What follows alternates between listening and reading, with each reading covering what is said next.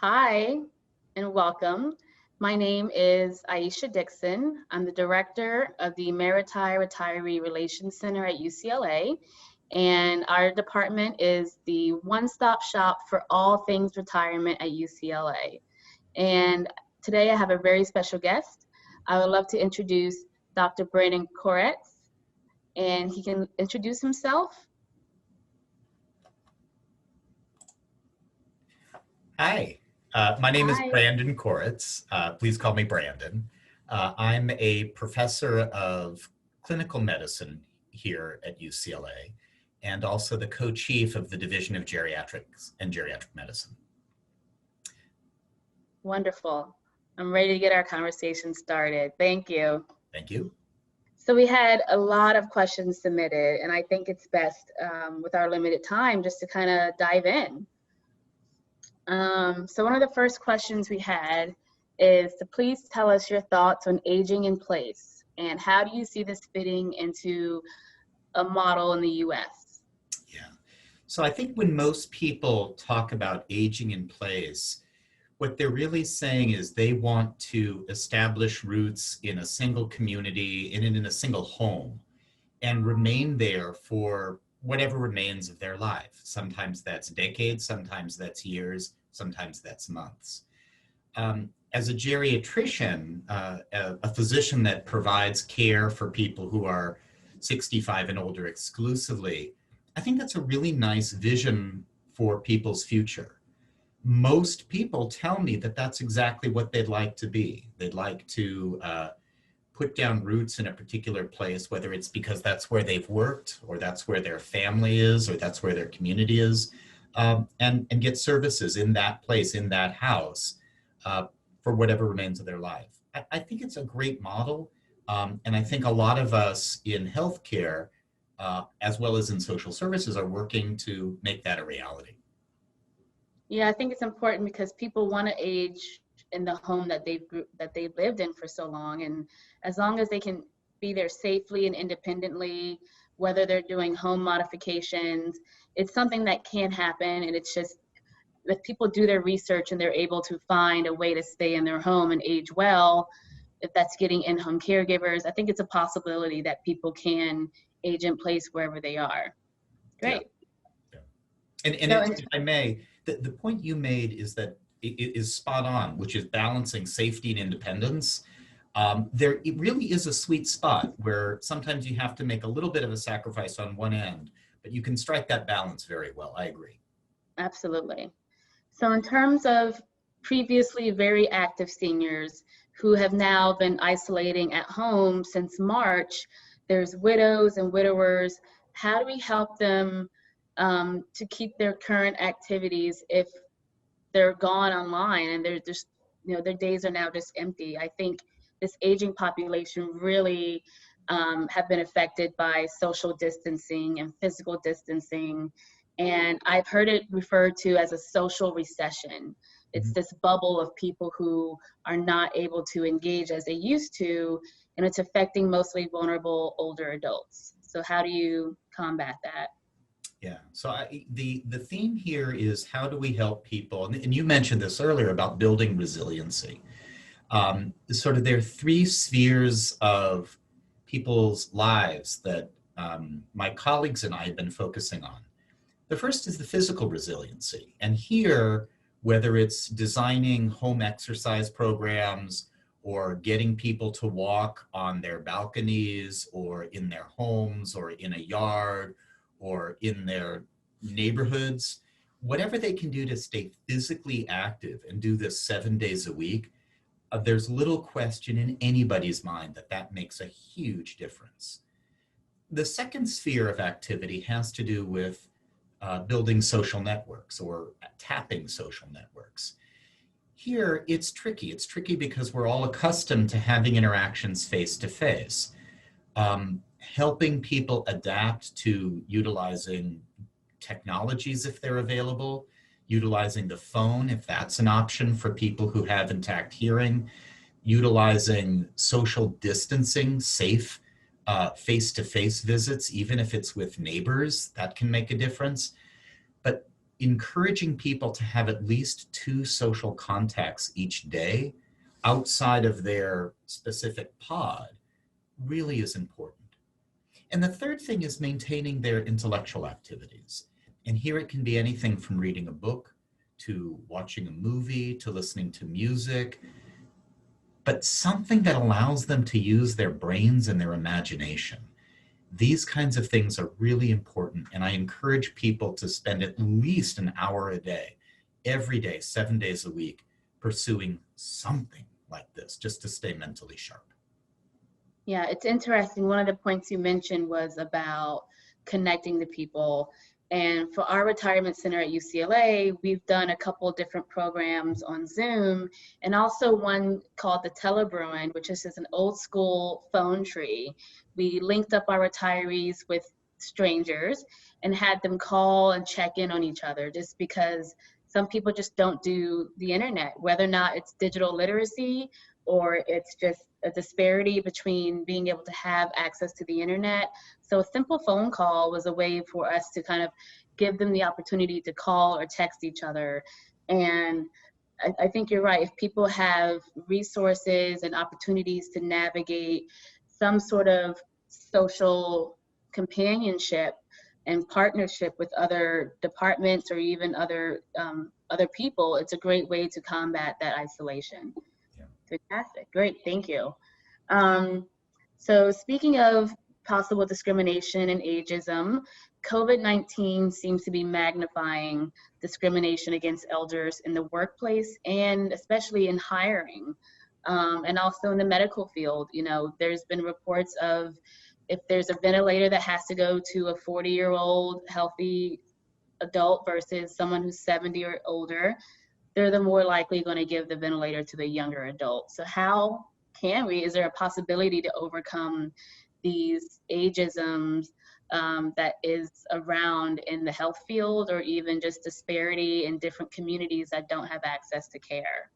Yeah, I think that COVID has brought to light many isms, not just ageism, but at least speaking specifically about ageism, there are many challenges that go along with being older that are markedly magnified in this era. So for instance, it's not uncommon for older people to have hearing problems.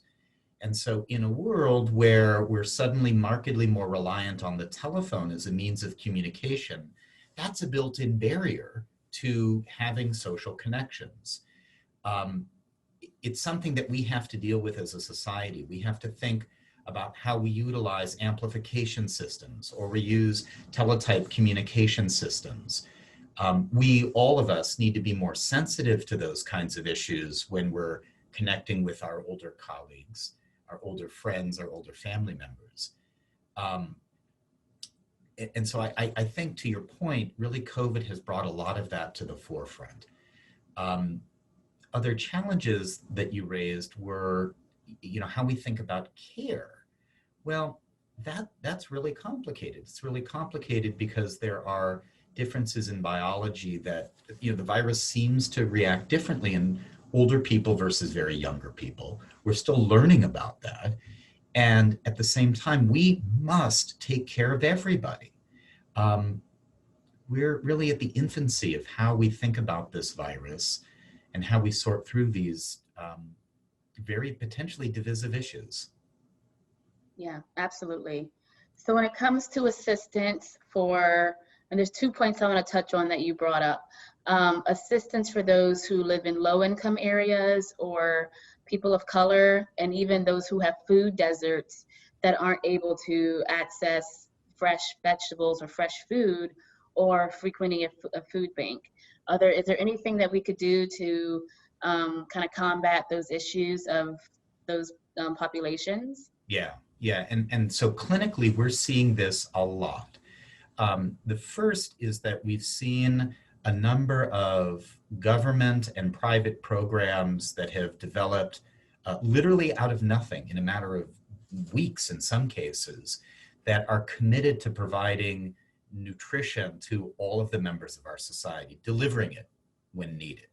And so helping get people connected to community-based resources or private resources is important. Second thing that we've seen a lot of are people being gracious and reaching out to their neighbors. Not a day goes by where I'm not on the phone with one of my patients who's telling me the story about one of their neighbors who's literally committed to helping them run errands. I am inspired by the kindness that I'm seeing day after day after day. At a time when, politically we're all very divided and it may feel like there's an incredible amount of tension, literally every day I'm seeing stories of kindness, and I'm profoundly grateful for that. Great. Yeah, that leads me to another question, because a lot of people, they see what's going on, they know people are struggling and out of work. How can people safely volunteer? Are there options to do something from afar where they're able to contribute? And I had a question from a high school senior asking, what can I do to help volunteer? So I think you make a great point as far as, delivering food for a neighbor, having them send you a list, and going to the store. But outside of just their neighborhood, are there ways to volunteer for those who are on the front line and those who are essential workers as well? So the answer is absolutely. And here I've been encouraging people to make connections with the groups and the resources that are in their community initially, whether it's church groups from their mosques, their synagogues. Many schools are developing programs where they reach out to families in those communities. We've had a number of groups connect with us. There's, so Jewish Family Services, for instance, which is a service-based group, is working with volunteers. UCLA Health is figuring out how we can do volunteering in a way that's respectful of social distancing, but still utilizing people's time and skill set. This is a time of remarkable creativity. And so I would say for people who are interested, just reach out to any group in your network. Great. And that kind of brings me to another kind of two questions. So as a physician, how can a physician talk through someone during an exam or telehealth to kind of help them with their normal aging issues? And to piggyback off that, how can a person who has an in-home caregiver or has access to a caregiver that comes either weekly or daily, how can they make sure they're safe when they're coming into their home? Yeah. So may I take that second question first? Yeah, absolutely. So here, safety is a balance of two issues. It's a balance of people following reasonable guidelines. The CDC on the website has got great ideas about how you can protect yourself and the ones you love. And also what an individual is comfortable with.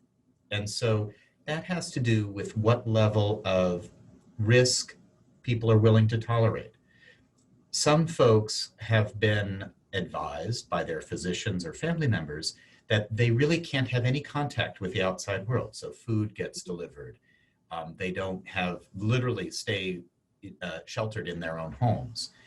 Other people feel a little bit more comfortable with making small ventures into the world, and others are comfortable assuming risks that I might personally not feel comfortable with.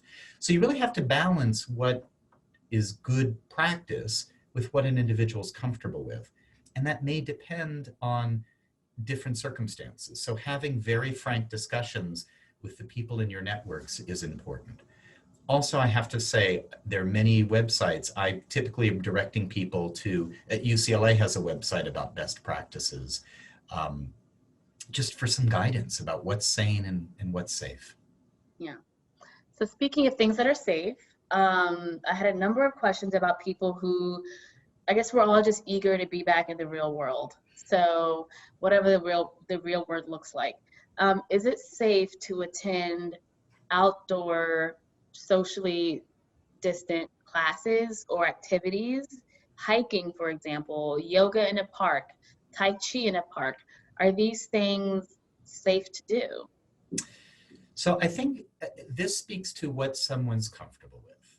And so there are activities that are safer and activities that are less safe. So participating in a group activity that's outside where people are at an appropriate distance, that's safer than getting in a crowded room, gathering with people who aren't wearing masks. Here you have to sort through what it is that an individual is comfortable with. Hiking on a trail with someone in your pod, that's likely to be very safe, relative to spending time in a crowded room with 1,000 other people, breathing on each other. Exactly, great. So as far as you mentioned before, intergenerational opportunities, when I think of intergenerational programming, I'm picturing like creative solutions to keep older adults vibrant and offer to support and empathy. And the whole topic of this conversation today was embracing our older adults. So from an intergenerational standpoint, what can younger relatives and families do to kind of help combat the isolation that their older loved one may feel? Yeah. So here, the principle that I would direct people towards is one where everybody benefits from these kinds of connections. And so let me give you a specific example of a program that we have in the geriatrics group here called Generation X. This was a program that was originally developed to provide seniors volunteer opportunities in local elementary schools. And what we found is that the seniors who participated in these programs had markedly better health outcomes. They lost weight, they felt better about themselves, they were engaged with these youngsters on a daily basis. What was amazing is the youngsters, these elementary school kids, first graders, second graders, also had benefits. They did better in school, they had better behavioral outcomes. And what was wonderful is this rising tide benefited all of the boats. I have to believe in my heart of hearts that whenever a younger person participates in this type of volunteer activity, not only is the recipient of their time, the senior, getting benefit, they're also getting benefit. They're getting wisdom, they're getting exposure to somebody who's got life experiences that the younger person hasn't had. It's a great opportunity for everybody to benefit. Absolutely. I always feel when it comes to that kind of programming, it kind of helps maintain ties among generations. There's a huge, I remember seeing in the news that this is a time where a lot of people, unfortunately, when they're losing their jobs or losing their housing, they're moving back in with their parents. So they're becoming these multi-generational homes, and it kind of spurs like how communities can build their lives, living under one roof. So it's fantastic. It's amazing, really. So let's talk about some challenges that people are having right now. So a big challenge is food insecurity. There's been things like the grocery store where stuff is out of stock or they can't keep up with supply. How difficult is it for vulnerable populations who are fearful of going to the market because of their underlying health risks or any other sort of issues they might have with food shopping, food choices? I mentioned food deserts earlier. And it's been great because some grocery stores have started the senior shopping hour. Mm-hmm. So have you had any conversations with people who are experiencing food insecurity, and what options do they have to kind of combat that?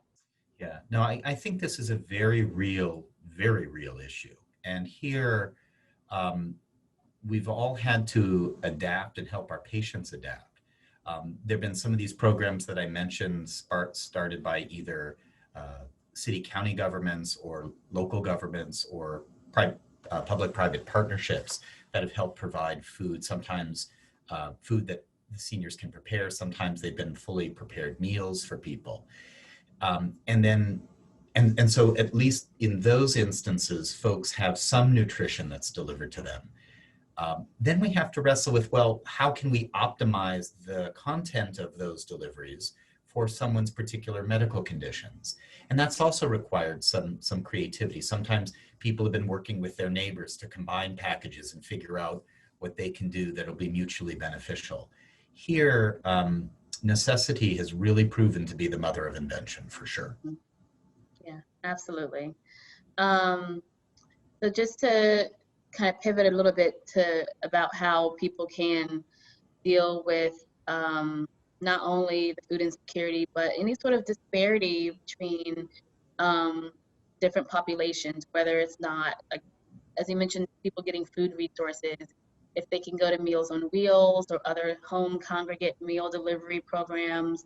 I know, for example, LA County has food delivery options for people to sign up that's completely free.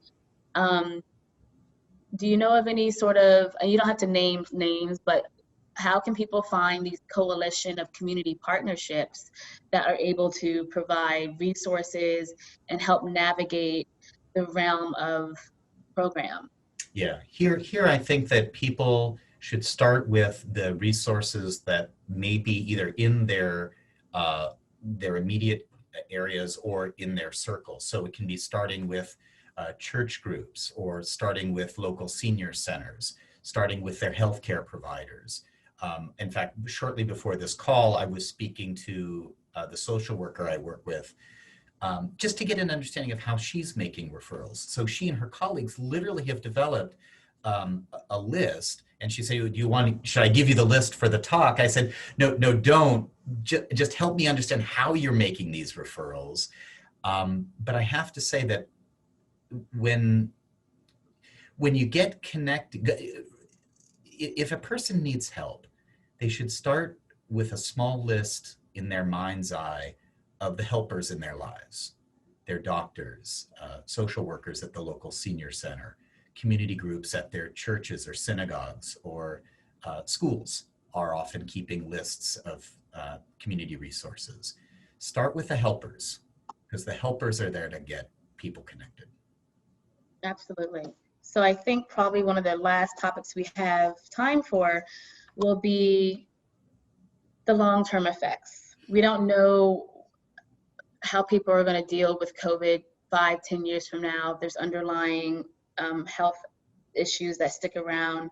So let's talk about possible long-term effects, where it's coming from people losing their independence, or how the longer we social distance, the harder it will be to kind of reestablish connections. And then also any sort of mental health well-being of post-traumatic stress, anxiety, medical misuse, alcohol misuse. Yeah. Let's talk about those long-term effects that our people are probably experiencing now. Yeah, no, so I think now that we've gotten through this initial phase of just dealing with Stop. reality of it, yeah, we're at a point where we're helping people cope with a lot of the types of stress related problems you'd expect. More anxiety, more depression, more insomnia. Not surprisingly, we're seeing a lot more substance use and misuse. It's understandable that people are utilizing whatever strategies they have at their fingertips to cope. But what is in everyone's best interest is to try to encourage people to utilize the things that are going to be more helpful over the long run. So honestly, I've written more prescriptions for antidepressants and anti-anxiety medicines in the last 6 months than in the last 6 years. That's okay. What's also amazing, and this is a huge positive, is that there's a much less of a stigma around talking about these issues now than there was a year ago. People know it's stressful, and that it's okay to feel the stress. It's okay not to feel okay, and it's okay to get help. Yeah, absolutely. I think you touched on a couple of things where I think the key point now is awareness and communication with your doctor. If you're not feeling well, you're not the only one. You know, don't worry about reaching out and asking for help, because this is, these are the social supportive networks that you have to reach out to your physician to kind of get help rather earlier rather than later. We recently did a program with UCLA staff and faculty counseling center, and they talked about all these things, how to start meditating, how to stop watching the news 24/7. And it's really a great way to kind of disconnect, because the news is going to be the news. It's going to be very depressing, anxiety causing. So trying to step away from that and focus your energy on gardening or doing some home remodeling. There's just a way to sort of help um, these seniors have a sense of belonging because they're not the only one experiencing this. We're all living in this pandemic and we all have different ways of coping. I've been doing a lot of baking, but other than that, there just has to be an alternative way to cope. So any final takeaways we can have for everyday preventative actions? I know we're always saying wash your hands, wear a face covering. What other things can you add to keeping us healthy, keeping us mentally sound for the duration of this pandemic?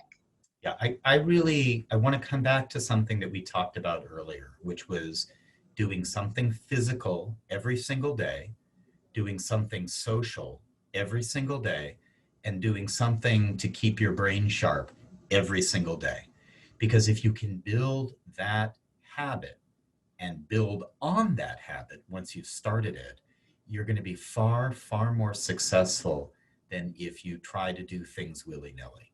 Do something physical every day, something social every day, and something intellectual every day. Make that your structure.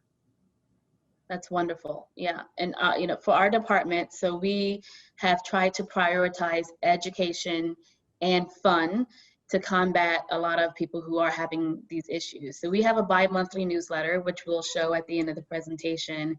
And it's full of informative information. It's also full of fun things. We're partnering down the line with the LA Opera to have a recital. And we also had a fun pet show and share, because no matter how many Zoom sessions I do, someone's cat comes through or their furry animal or their feathered friend. So it's always good to kind of break the monotony of MSNBC and CNN and Fox News. So if people are interested in learning more about the Retirement Center at UCLA, we'll definitely post our bi-monthly newsletter to subscribe to. Comes out twice a month. Are there any things that you can suggest that's happening at UCLA Health that people can participate in or contribute to financially if they want to do more volunteering and giving back? Yeah, absolutely. So if people are interested in making financial contributions, they can go to the UCLA Health website. There's a donate area. They can pick a cause that's meaningful to them. If people are interested in getting informational resources, the UCLA Health website has a lot of COVID-related material and frankly, non-COVID related material. I mean, this is not the time to start smoking for that matter. I would urge people to spend some time exploring these intellectual options. And the beautiful thing about some of what you're describing is if they can form connections with other people, particularly if they do it on a volunteer basis, that gives meaning to their own activities too. And everybody benefits. Yeah, absolutely. So I know that, with COVID and everything going on, there's probably some research journals that are probably happening right now. I'm sure there's some doctoral student that's working on their dissertation. And I'm sure in the future, there'll be tons of research articles about affecting different minority populations, older populations. So I haven't seen much out that's been published because we're living in it. But I'm sure if there's going to be things published in research journals, it'll be under NIH or some other sort of journal that we could probably link people to in the future. I'm sure that there's got to be a doctoral student at UCLA that's working on all things COVID, especially with things coming out every day about plasma and donating blood and kind of helping people. So we don't have much time left, but I do want to wrap up our conversation and thank you for participating. This has been a wonderful conversation. I hope people get a lot out of it, and I know I've learned a lot from speaking with you, and I wanted to thank you for taking your time to speak with us today. Any final parting words? I just hope everybody stays safe and stays sane. That's all. Oh, safe and sane. I remember being sane. That was back in March, pre-COVID. We've been home for almost 7 months now. It's been a long time. But again, thank you. I think finally, as coronavirus is still spreading across the country, we all need to be concerned for our older adults, our older parents, grandparents, and neighbors, especially those who have a weakened immune system. Just try your best to communicate with those people, try to interact and communicate and reach out to them on social media or just a text message. A text can go a very long way for someone who doesn't have anyone in their home by themselves. So with that, I think I just want to make sure I covered all my bases. So this webinar will be posted live again at ucla.edu/connections. Thank you everyone for tuning in today. There will be some resources and links at the end of the PowerPoint slide, and you can always rewatch this conversation. You can share it with your friends.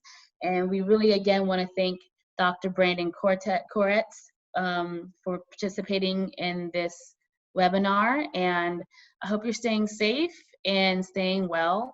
So thank you everyone. Have a great afternoon. Take care.